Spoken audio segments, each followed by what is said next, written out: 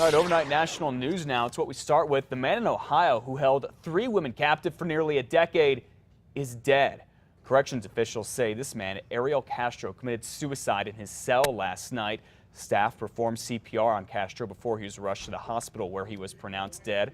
Ariel Castro, as you probably know, was convicted of raping, torturing, and holding 3 women hostage for about 10 years. All 3 women, thank goodness, escaped back in May. Castro is serving life in prison plus 1,000 years for his crimes. Well, happening now at 5:32, a Catholic diocese here in New Mexico says mounting sex abuse claims are forcing it to file for bankruptcy. News 13's David Romero here in the Newsplex with the story. Good morning, David. Good morning, Matt. The decision to file for Chapter 11 was announced in Gallup's parishes throughout the diocese over the weekend. Now, the Diocese of Gallup says there are approximately 20 lawsuits pending against the church, including several claims from more than 40 years ago. In a letter, Bishop James Wall says the diocese, which has parishes in both New Mexico and Arizona, will file for Chapter 11 bankruptcy protection because it doesn't have the funds to settle those claims. The church says the move will also help all the victims receive fair payouts, while a victims group tells News 13 it's a cop-out designed to protect those who helped cover up abuse claims. It's a sad day, but it's also necessary, and it's trying to help the most people rather than just 1 or 2.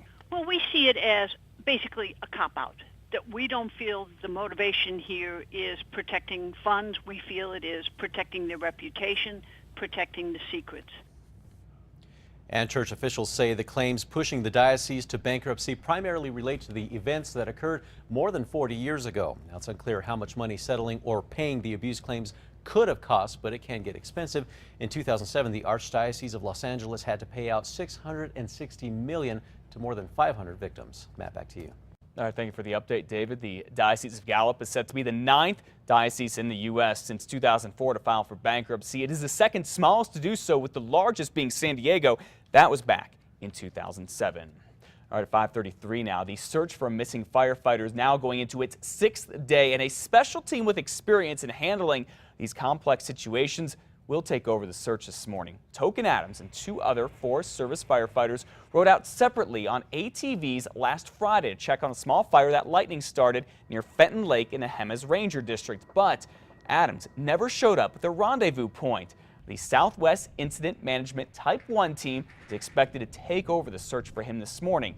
Yesterday, searchers on ATVs and horses focused on the area where they thought Adams would have most likely been, but 5 days in, they have had no luck.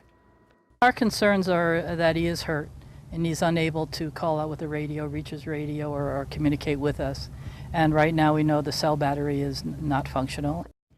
Okay, let's look at the bright side here. Token Adams is a Navy veteran who is trained as a SEAL. He's also a former hotshot firefighter with excellent survival skills, and we know he had food and water with him when he disappeared on Friday. We'll be back up in the mountains today, and we'll keep you updated, certainly crossing our fingers for him.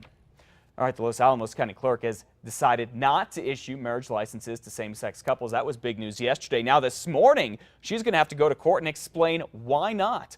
A same-sex couple from Los Alamos County filed a lawsuit last week after the 2 were denied a marriage license. A district court judge there then ordered County Clerk Sharon Stover to issue the couple a license or go to court and explain why. In a statement released yesterday, Ms. Stover says that the marriage license state statute specifically requires a man and a woman to apply.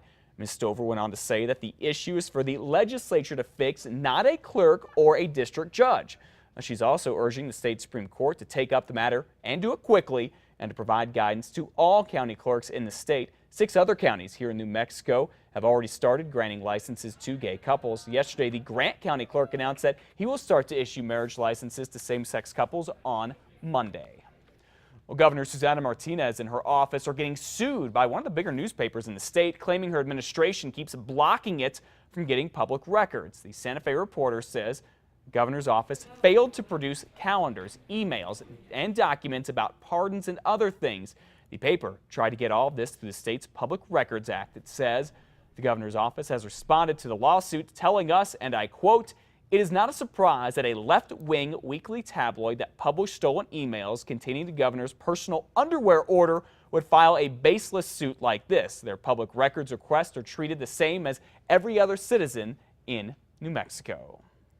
Well, heads up to you now. Those of you who live near Kirtland Air Force Base, Sandia National Labs is conducting a controlled fire experiment today between 10 and noon. Don't be alarmed if you see some black smoke coming from the eastern side of the base. Again, it is just an experiment. Well, coming up on 5:37, it's a question that is sure to get the Duke City in a downright heated dialogue. Should the bosque here stay the same or get developed? The city wants the latter, and it wants your input on the issue tonight.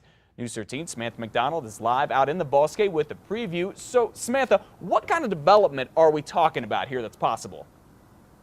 Well, Matt, there could be anything. All of the ideas are going to come from the community. There could be public restrooms, kayak rentals.